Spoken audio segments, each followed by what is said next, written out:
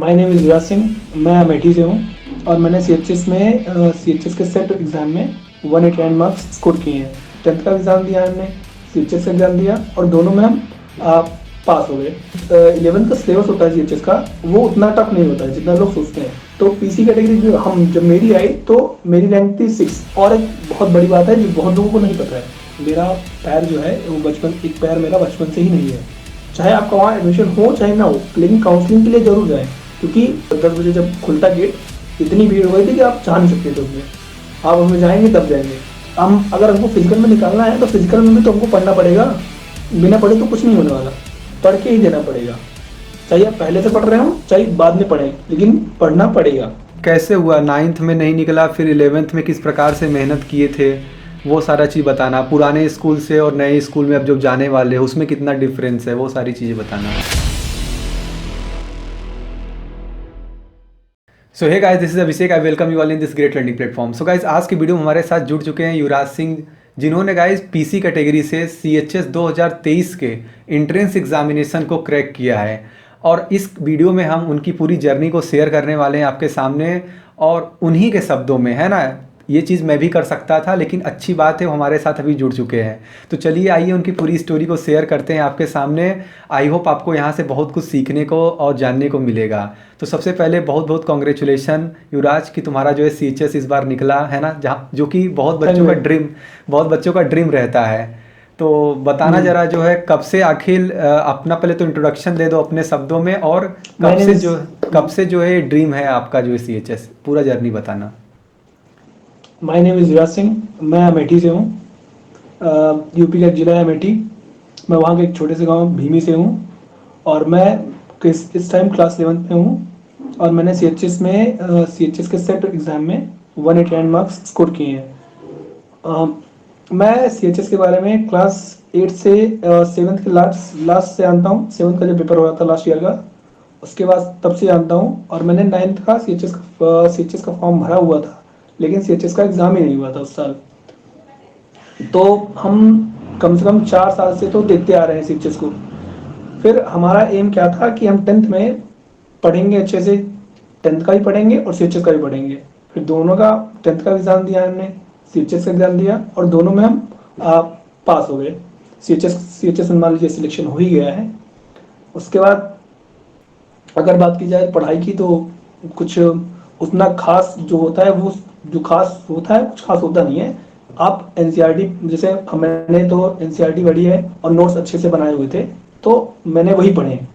मैं एनसीईआरटी थोड़ा कम पढ़ता हूँ, तो मैंने जो नोट्स अपने बनाए हुए थे मैंने वही पढ़े हैं। उसके बाद 9th के जो नोट्स थे वो भी मैंने बनाए हुए थे, तो वो मैंने पढ़े हैं। उसके बाद तो जो 11th का सिलेबस होता है सीएचएस का, वो उतना टफ नहीं होता है जितना लोग सोचते हैं। तो उसमें क्या होता है कि हम जैसे मैथ्स वाले हैं, तो मैथ्स वालों के लिए 9th की केमिस्ट्री फिजिक्स, क्लास 10th की केमिस्ट्री फिजिक्स एंड मैथ्स, ये 5 चीज़ें जरूरी हैं। और आप इतना पढ़ लीजिए अच्छे से और सीएचएस का एग्जाम दे दीजिए, आपका हो जाएगा। जो लोग जैसे बहुत लोग पेपर देते हैं उनका नहीं होता है, तो वो कमियां क्या करते हैं कि जिसे पढ़ तो लेते हैं फिर क्वेश्चन सॉल्विंग नहीं होती उनसे। तो ये जो क्वेश्चंस की प्रैक्टिस है, वो बुक आती है सीएचएस की, एक गाइड आती है, वो ले लीजिए। उससे वहाँ से बहुत ज़्यादा हेल्प आती है। बढ़िया बढ़िया, चलो बढ़िया है। अब तो जो है तुम्हारा सीएचएस निकल गया है, और कैसा लगा मतलब वो स्कूल, और फिर वहाँ पे जब गए तो क्या क्या डॉक्यूमेंट्स मांगे गए आपसे? स्कूल तो बहुत बड़ा है। स्कूल तो सब जानते हैं कि 70 एकर्स में है, कितना बड़ा हुआ सभी जानते हैं। उतने में तो 4-5 स्कूल आराम से आ जाएंगे। तो हमारा एक्सपीरियंस क्या था कि हम पेपर देंगे तो हम बीएचयू गए थे। उसके बाद जब एंड में काउंसलिंग में गए थे तो पापा और मौसा के साथ गए थे। तो गए हुए थे वहाँ पे, तो जो काउंसलिंग में बैठे थे हम लोग, तो पहले पहले काउंसलिंग होती है पीडब्ल्यूडी, मतलब उनकी क्या नाम है, जो बीएचयू वार्ड मेंबर होते हैं, पहले उनकी होती है। उसके बाद आती है पीसी कैटेगरी की। तो पीसी कैटेगरी जब मेरी आई तो मेरी रैंक थी 6। तो और 8 लोग का नाम था लिस्ट में। तो उस 8 बच्चों में सिर्फ 2 बच्चे आए थे, एक पहला वाला, एक मैं छठा वाला मैं। तो जब 6 नंबर पे बुला, मतलब वो लोग पहले बताते हैं कि तुमको डॉक्यूमेंट क्या क्या लेके आना है। जब आप लोग काउंसलिंग में जाएंगे, वहां बैठेंगे, तो वो अनाउंसमेंट होती है कि ये डॉक्यूमेंट इस सीक्वेंस में ऐसे रखना है। अच्छा। अगर वो डॉक्यूमेंट आपके पर्याप्त हैं तब आप वहां बैठिए, नहीं तो वहां से चले जाइए, जाइए पहले डॉक्यूमेंट लेके आइए। पीसी के लिए क्या क्या डॉक्यूमेंट चाहिए होता है, क्योंकि पीसी वाले बहुत सारे बच्चे जो होंगे वो उनके मन में डाउट आता है कि हमको कुछ अलग हाँ, से तो पीसी डॉक्यूमेंट वालों चाहिए, में तो वो बता देना। देखिए सारे डॉक्यूमेंट चाहिए होते हैं जो वो बताएंगे। जैसे हम्म। एडमिट कार्ड हो गया, रजिस्ट्रेशन फॉर्म हो गया, आधार कार्ड हो गया, टीसी हो गई, क्लास 10 की मार्कशीट हो गई, इसके हम्म। बाद कैरेक्टर सर्टिफिकेट हो गया। हाँ, बस ये चीजें हो गई। फिर आता है हमारा डिसेबिलिटी सर्टिफिकेट, पहला हम्म। मेन। फिर सेकंड पे आता है कि जो सीएमओ ऑफिस से एक मिलता है मेडिकल सर्टिफिकेट।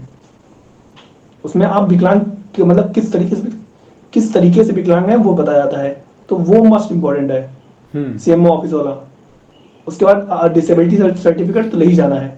ये दो चीजें अगर रहेंगी तभी आपको वहाँ एडमिशन मिलेगा, नहीं तो फिर निरस्त कर देते हैं। अच्छा, मतलब कि सच में जो रूल्स एंड रेगुलेशन बनाए गए हैं वो बहुत ही मतलब फॉलो होते हैं वहाँ पे। हाँ, और एक बहुत बड़ी बात है जो बहुत लोगों को नहीं पता है कि हम्म। पीसी कैटेगरी में वो जाएं जो विकलांग हों। जैसे पीसी कैटेगरी में बहुत लोग आते हैं कि जिनको आंख से दिख नहीं रहा होता है, कान से सुनाई नहीं दे रहा होता है। तो वो लोग, उन लोगों को वहां पे वो नहीं है कि आप वहां जाएंगे तो आपको परमिशन नहीं मिलेगा पीसी कैटेगरी से। अच्छा, ये भी है। पीसी कैटेगरी में ये है कि जैसे आपका एक बॉडी पार्ट नहीं है वहां पे बेचू में। आपको जैसे हम्म। मान लीजिए पीसी, आप फिजिकल कैटेगरी में तब आएंगे जब आपके पास कोई बॉडी पार्ट जैसे ना हो। जैसे मान लीजिए आंख ना हो किसी की, एक हाथ में उंगली ना हो, हाथी ना हो, पैर ना हो, तो उस तरीके से वो उसमें आते हैं। ओनली हैंडीकैप देखिए, आप देखिए जहाँ फॉर्म भरा जाता है वहां पे पीसी के ब्रेकेट लगा के ओएच लिखा होता है। हाँ, ओएच तो लिखा, वो होता है, ऑर्थोपेडिकली हाँ, हैंडीकैप्ड। तो ओनली हैंडीकैप्ड, वो हम्म। ओएच इसीलिए लिखा है कि ओनली हैंडीकैप्ड लोग आए बस। दो तीन बच्चे इसी वजह से निकाल दिए उन लोग को। उन लोग के नंबर अच्छे थे लेकिन इसी वजह से निकाल दिए गए वो लोग। डॉक्यूमेंट, वही तो बात है ना कि आप, ज़रूरी नहीं कि सिर्फ रैंक अच्छा हो, अगर आपके डॉक्यूमेंट नहीं बने हैं पूरे अच्छे से तो भी प्रॉब्लम आ जाती है वहाँ पे। कि आपका कैटेगरी सर्टिफिकेट हाँ, हो गया, आपका जो भी, ये जैसे कि आप अलग कैटेगरी में, जैसे ईडब्ल्यूएस कैटेगरी में या फिर पीसी कैटेगरी में हैं, तो आपके पर्टिकुलर वो सर्टिफिकेट होने चाहिए। और ये चीज़ भी हम्म, आपको बहुत ध्यान देना चाहिए, है ना। इसीलिए देखिए ये वीडियो बन रहा है, क्योंकि अगर आप उस कैटेगरी से हो, आपको इन्फॉर्मेशन की कमी है कहाँ से मिले, तो अब आपके युवराज भैया आपके सीनियर हो चुके हैं, क्योंकि अब आप अगले साल, है ना, फॉर्म भरोगे, उसके बाद एग्ज़ाम निकालोगे, तो होता है ना कोई गाइड करने के लिए। तो ये वीडियो समझ लीजिए आपके लिए गाइड के तौर से काम कर रहा है। अगर आप इसको एक बार पूरा देख लेंगे तो आपकी बहुत सारी जो है डाउट्स क्लियर हो जाएंगे। तो तुम्हारी डिसेबिलिटी क्या है, मतलब किस प्रकार से जो है ये सब। डिसेबिलिटी क्या है कि मेरा पैर जो है वो बचपन, एक पैर मेरा बचपन से ही नहीं है। हम्म। तो वो मेरी डिसेबिलिटी है। तो उसी डिसेबिलिटी के ऊपर जो मेरा सर्टिफिकेट बना है उसमें मेरा 100% डिसेबिलिटी दिया गया है। तो वो चीज़ मतलब मान्य किया गया है वहाँ पे, उसमें कोई दिक्कत तो नहीं आई है हाँ, ना। नहीं नहीं, कोई दिक्कत नहीं आई। सही है, सही है। तो ये चीज़ मतलब कैसे हुआ, नाइन्थ में नहीं निकला, फिर इलेवेंथ में किस प्रकार से मेहनत किए थे, वो सारा चीज़ बताना। पुराने स्कूल से और नए स्कूल में अब जो जाने वाले हो उसमें कितना डिफरेंस है, वो सारी चीज़ें बताना। नाइन्थ में तो सोचिए, समझ लीजिए पेपर ही नहीं हुआ था सीएचएस का। उस साल 2020 में भी पेपर ही नहीं हुआ था। तो हम घर में दो लोग हैं, मतलब एक मेरी बड़ी दीदी भी हैं, तो वो भी फॉर्म भरी थी 11th का उस टाइम। तो उनका नहीं हुआ था। तो उनका भी ड्रीम था, मेरा भी ड्रीम था कि स्कूल जाना है वहाँ, सीएचएस जाना है एक बार। तो फिर, तो वो तो नहीं गई 11th में, वो तो 12th पास हो गया। तो मैं नाइन्थ में नहीं भरा, नाइन्थ में नहीं हुआ, फिर मैं 11th में, मतलब मैंने पूरा सोच रखा था 10th में कि इस बार पेपर दूंगा और पेपर निकालूंगा कैसे भी हो, चाहे कैटेगरी से निकले चाहे जनरल से निकले, कैसे भी निकालना निकालना है। तो फॉर्म भर दिया मैंने फॉर्म भर दिया था दिसंबर में, बहुत पहले। जब डेट जब डेट निकलती है तभी मैंने फॉर्म भर दिया था पूरा। हम्म। तो फिर मार्च में उसका जब पता लगता है कि मतलब वो जो बुलेटिन बुलेटिन आया था 2023 का, बुलेटिन आया था साइट पे, तो वो मैंने पढ़ा था। तो उससे थोड़ी बहुत इन्फॉर्मेशन थी। तो फिर जब पेपर पेपर हो गया, तो पेपर के बाद फिर मैं यूट्यूब पे गया था। फिर मैंने पूरा यूट्यूब घूमा पूरा, मतलब कुछ नहीं, कहीं कोई इन्फॉर्मेशन ही नहीं मिल रही। फिर भैया का ग्रुप मिला, मतलब भैया का चैनल मिला, फिर चैनल से ग्रुप में आए, टेलीग्राम ग्रुप पे, वहाँ काफ़ी इन्फॉर्मेशन मिली। और ऐसा, आप स्कूल का तो ऐसा है कि जैसे पुराना स्कूल जो मेरा था वो जब मैं 9th में पहली बार वहाँ गया था, तो वो पहली बार सीबीएसई बना था। तो वहाँ के टीचर्स जो थे वो हिंदी हिंदी मतलब यूपी बोर्ड के थे, और यूपी बोर्ड के थे, तो वो सीबीएसई में पढ़ा रहे थे। तो थोड़ा होता है कि एक्सपीरियंस थोड़ा कम, एक्सपीरियंस ज़्यादा होता है, लेकिन सीबीएसई में थोड़ी दिक्कतें आती हैं। हम्म। तो वहाँ पे बच्चे भी कम थे, तो वहाँ कंपटीशन बहुत कम था। इसी वजह से मैं 10th में भी 86% आए थे। तो बहुत सारी दिक्कतें हुई थी वहाँ पे। तो मैंने तो सोच लिया था कि 10th के बाद वो वहाँ नहीं पढ़ना है, सीएचएस में पढ़ना है। तो पेपर तो दे दिए थे, फिर जब काउंसलिंग की डेट आई, फिर काउंसलिंग के लिए गए हम लोग। तो पहले तो जब रिजल्ट आया था, तो वहाँ पे दो चीज़ें हुई थी कि पता नहीं कौन सी मेरिट लिस्ट आई थी न्यू साइट पे, तो उससे काफ़ी कंफ्यूजन हो गया था हम्म। कि कहाँ पे कैसे हो रहा है। तो फिर वो लिस्ट जब डिलीट हुई, तो नई लिस्ट, जब नई कट ऑफ लिस्ट आई, तब थोड़ा, हाँ, तब उसमें मार्क्स देख के लगा कि हाँ हो चुका है, अब जाना जाना है तो हो जाएगा काउंसलिंग के लिए। और मैं एक बात कहना चाहूँगा कि जिनका कट ऑफ के ऊपर रहे या नीचे रहे, वो काउंसलिंग के लिए जरूर जाए। चाहे आपका वहाँ एडमिशन हो चाहे ना हो, लेकिन काउंसलिंग के लिए जरूर जाए। क्योंकि पीसी कैटेगरी में क्या होता है कि बच्चे आते नहीं हैं, तो वो कट ऑफ के नीचे वाले बच्चों को भी लेते हैं, उनको सीटें भरनी होती हैं क्योंकि। तो ये पीसी चीज़ कैटेगरी वाले खासकर जो है जरूर पीसी जाए। कैटेगरी वाले बच्चे, आप जो भी सुन रहे हो, वो लोग इस चीज़ को ध्यान देना।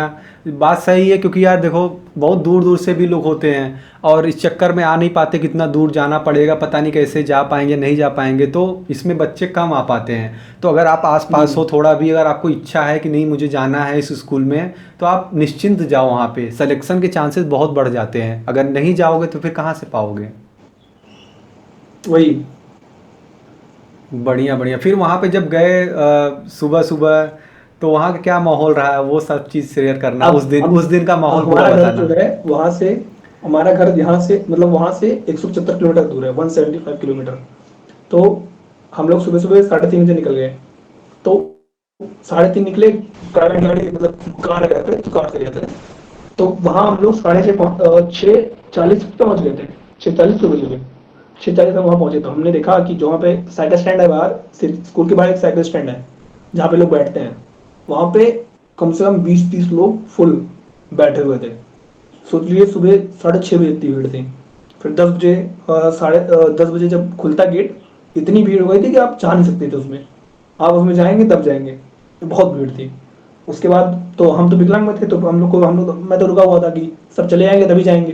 फिर आधे लोग चले गए थे, तब फिर उन लोग को रोक के फिर हम लोग का लाइन लगाया गया था कि विकलांग वाले जाए। तो विकलांग में 2-3 लोग आए ही थे, ज़्यादा लोग आए नहीं थे। तो फिर हम लोग गए, तो अंदर गए काउंसलिंग में, फिर सीधा हॉल में गए। हॉल है वहाँ पे, शारदा हॉल, जिसको बोलते हैं शारदा हॉल, जिसको पता सरगा ही हॉल होगा। होगा, सरगा हॉल। हाँ। फिर वहाँ पे गए तो वहाँ बैठे, तो फिर वहाँ बैठे हुए थे। फिर वहाँ कम से कम बैठे थे हम लोग 10 बजे से 1:30 बजे तक। तो काउंसलिंग कैसे होती है ना कि जो 2 घंटे काउंसलिंग होती है पहले 10 से 12, वो सिर्फ बेचू वार्ड मेंबर के लिए होती है। जो बेचू वार्ड के बच्चे होते हैं उनके लिए होती है वो 2 घंटे। उसके बाद जो चालू होती है कैटेगरी की, फिर कैटेगरी की होती है सारे। हम्म। 2 घंटे तो वो लोग उसी में बिता देते हैं। उसके बाद चालू करते हैं। फिर पहली कैटेगरी आती है पीसी। तो पीसी में हम लोग को बुलाया गया। तो पहले नंबर पे कोई था, उसको बुलाया गया। दूसरे पे कोई नहीं आया था, तीसरे पे कोई नहीं आया था, चौथे वाला भी नहीं आया था, पांचवे वाला भी नहीं आया था। मैं छठे पे था, तो मुझे बुलाया गया। हम्म। फिर मैं उठा तो मुझे मना कर दिया। मैम बोली कि तुम नहीं आओगे, तुम अपने पेरेंट्स को भेजो। मेरे पेरेंट्स गए। तो फिर सारा डॉक्यूमेंट मैंने दिया, फिर जमा कर दिए। लेकिन वो लोग क्या करते हैं कि जिसे वो लोग वेट करते हैं कि जो पीछे रह गए वो आए, मतलब जिनका हम्म। बीच नाम पहले था, पहले दूसरे तीसरे पे, वो लोग आए। तो इनका अगर उनका वो लोग नहीं आएंगे, तब नीचे वालों को लिया जाएगा, नहीं तो ऊपर वाले को लेके एडमिशन रोक देते हैं वो लोग। तो वो लोग ने 1.5 घंटा वेट किया, 12:30 से 1:30 बजे तक वेट किया। उसके बाद मेरा जो डॉक्यूमेंट था वो आगे बढ़ाया गया। फिर आगे बढ़ाया गया, फिर सब्जेक्ट चूज करने को आया। तो मैं यहाँ से सोच के गया था कि कंप्यूटर साइंस लेनी है, तो मैंने कंप्यूटर साइंस ले ली। उसके बाद फीस जमा हुई, तो फिर हम लोग हॉल से बाहर निकले। फिर नीचे सीधा, वहाँ से सीधा हॉस्टल गए। फिर हॉस्टल जाके हॉस्टल में फॉर्म भरा। फिर हॉस्टल वालों ने बोला कि 1 हफ्ते में इन्फॉर्म कर देंगे स्कूल खुलने से पहले पहले। तो अभी तो 5 को जाना है, 5 को जाना है, तो उससे पहले साथ से इन्फॉर्मेशन आ जाएगी हॉस्टल की हॉस्टल के कि लिए मेरा क्या है कि नहीं बताया है। कि पीसी वालों के लिए हॉस्टल मिल जाएगा, कंफर्म है। हाँ, पीसी वालों के, जैसे पीसी वालों ने क्या है कि पीसी वालों को मिलना मिलना है, क्योंकि पीसी वालों को दिक्कत होती है। हम्म। आने जाने में। तो हॉस्टल ऐसे मिलता है कि आप जैसे कितने मार्क्स स्कोर करते हैं वो डिपेंड करता है आपका वो स्कूल से घर की दूरी कितनी है। जितनी ज़्यादा दूरी उतने ज़्यादा चांस होते हैं हॉस्टल मिलने के। तो ये दो कैटेगरी होती है जिसपे हॉस्टल मिलता है। मतलब कि हॉस्टल भी एक प्रायोरिटी के हिसाब से मिलता है, ऐसा नहीं कि किसी को भी मिल जाएगा या सबको मिल जाएगा। कितना पैसा हाँ, लगा है किसी को मिल हॉस्टल, कुछ जाए। बताया गया है, पता है? हाँ, इनिशियल पेमेंट जो है वो दो 20,250 रुपये इनिशियल पेमेंट इनिशियल है, पेमेंट है। जो फर्स्ट टर्म में देनी है आपको। उसके बाद हर महीने खाने का देना है, 2,500 से 3,000 हर महीने खाने का जाएगा। बढ़िया है, बढ़िया है। चलो अच्छा है, अंदर अगर हॉस्टल मिल गया तो कोई दिक्कत नहीं होगी, क्योंकि पास में ही रहोगे, फिर चले जाओगे स्कूल, और खाना पीना भी अंदर बहुत ही बढ़िया है। कोई तो टेंशन की बात नहीं है। और फीस भी काफ़ी कम लगी है। तो फीस कितनी लगी है, जो है जो स्ट्रीम ली उसकी फ़ीस कितनी लगी है? हाँ, तो जो हॉस्टल की फीस है, उसमें जो इनिशियल पेमेंट होती है जो पहले पहली बार देंगे, उसमें 20,250 रुपये लगेंगे। और हर महीने खाने का 2,500 से 3,000। खाने का 2,500 से 3,000, सही है। तो मैथ्स स्ट्रीम में और साइड सब्जेक्ट क्या लिए हो, जो है वो बता देना, और कितना पैसा लगा? कंप्यूटर साइंस, तो कंप्यूटर साइंस का क्या है कि एक्स्ट्रा 2,000 से 3,000 रुपये लेते हैं वो लोग। जो कंप्यूटर साइंस लेते हैं उनसे एक्स्ट्रा लेते हैं 2-3 हज़ार रुपये। और आपसे दो तीन एक लेटर लिखवाते हैं कि आप कंप्यूटर साइंस ले रहे हैं, तो आप उसको बाद में बदल बदल नहीं सकते हैं। अगर आप बदलेंगे तो आपका जो एडमिशन है वो निरस्त कर दिया जाएगा। ये वो लोग लिखवा के लेते हैं। हम्म। तो कंप्यूटर आपसे पूरा एक साइंस ही लेटर क्यों लिखवा के। लिया? कंप्यूटर साइंस ही क्यों लिया, हिंदी और बाकी फिजिकल एजुकेशन क्यों नहीं? हाँ, बहुत लोग फिजिकल एजुकेशन लिए हैं, एजुकेशन तो बहुत लोग लिए हैं, फिजिकल एजुकेशन बहुत लोग लिए हैं। तो तुमने क्यों नहीं लिया, मतलब बाकी लोगों ने ले लिया इसलिए, या फिर क्या इंटरेस्ट है, नहीं या नहीं, फिर क्या है? कंप्यूटर साइंस में इंटरेस्ट है। अच्छा, पहले से हाँ तो इंटरेस्ट है। हाँ, क्लास 9 से इंटरेस्ट है। बढ़िया बढ़िया, सही है। तो सिलेक्शन हो ही गया है, अब वापस वहाँ पे कब जाना है? अब तो 5 को कंफर्म है जाना, लेकिन अगर हॉस्टल वालों ने पहले बोले तो पहले चले जाएंगे, नहीं तो 5 को तो कंफर्म जाना ही जाना है। कंफर्म में जाना। तो ग्रुप में जब से क्योंकि ज्वाइन हुए थे तो और लोग भी मिले होंगे, तो वहाँ पे मिले थे तुमसे, या फिर और लोगों का सिलेक्शन हुआ किसी का? हाँ हाँ, बहुत लोग, जैसे आयुष मिला था, आयुष का हुआ है। उसके बाद आयुष के साथ दो तीन लोग थे जिनका हुआ है। और एक आध दो लोग एक्स्ट्रा मिले थे जिनका हुआ है। चलो बढ़िया है। नहीं नहीं, अब देखो क्या होगा ना, कि सब लोग जो भी मैथ्स लिए हो सबकी क्लास सेम रहेगी। हाँ, सीएस लिए हो हम्म। तो क्लास सेक्शन सेम रहेगा। और अदर हम्म। अदर सब्जेक्ट लिए हो तो अलग अलग चीज़ें मिल जाएंगी उस हिसाब से। जैसे सीएस हम्म। लिए हो तो मैथ्स के साथ तुम्हें ए वन सेक्शन मिलने वाला है। हम्म। और उसी सेक्शन में मैं भी बैठ के पढ़ा था कभी। और क्योंकि वो ग्रुप भी हम लोगों को, वो क्या नाम है, जो हाउस मिला है वो भी रमन हाउस मिला है। Blue house. रमन, हाँ रमन, ब्लू हाउस, ब्लू वो हाउस। भी मेरा वही सेम है। मेरा भी वही सेम हाँ। था। और इंग्लिश वाले क्लास टीचर हैं, इंग्लिश वाले जो सर हैं वो क्लास टीचर हैं। बढ़िया बढ़िया। देखो अब टीचर तो वहाँ जाने पे तुम्हें मिलेगा, कैसे वो पढ़ाते हैं तुमसे, कैसे उनसे इंटरेक्ट करते हो। टीचर सभी बढ़िया होंगे, बस ये रहता है कि प्राइवेट में थोड़ा ज़्यादा वो क्लोजनेस चलती है, वहाँ पे उतनी नहीं चलती। वहाँ पे रिस्पेक्ट चाहिए होता है टीचर को। हाँ, वो तो सब। हम लोग करते हैं यहाँ पे। जहाँ पहले हम्म। पढ़ते थे वहाँ तो बहुत बहुत मतलब, छोड़ दो, इतनी रिस्पेक्ट क्या होता है।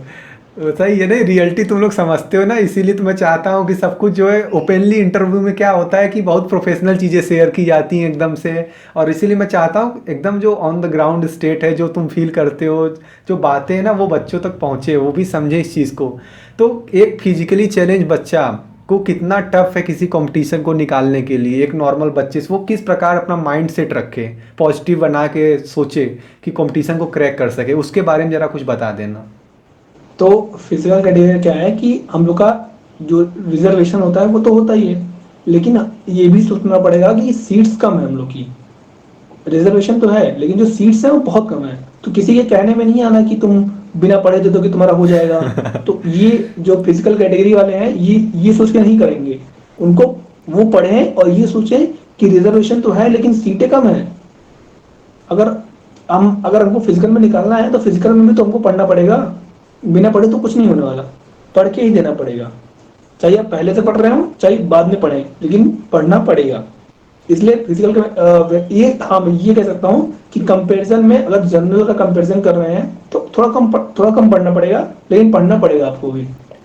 नहीं वो सही भी है यार, ऐसा नहीं कि रिजर्वेशन जो है मिला है खराब मिला है, मतलब ठीक है वो हेल्प करता है एक तरह से, आपको वहाँ पे घुसने अरे का मौका मिलता है आपके परिस्थितियों के अनुसार। हम्म। सही है सही है सही है। और कुछ कहना चाहते हो, जो गाइड करना चाहते हो बच्चों को, क्योंकि आगे तुम्हारा और भी क्या हॉबीज हैं उनके बारे में बताना, पढ़ाई के अलावा और क्या करना पसंद है? मेरी मोस्टली दो हॉबीज हैं, गेमिंग है, एक गेमिंग करता हूँ मैं, और एक मेरी डिजाइनिंग करता था मैं पहले, अब छोड़ दी है। और थर्ड थर्ड मैं कोडिंग, कोडिंग में बहुत इंटरेस्ट है, कोडिंग बहुत करता हूँ बढ़िया, कौन सी लैंग्वेज पसंद है? मैं। लैंग्वेज तो मेरी फेवरेट बहुत ही, क्या नाम है, पाइथन।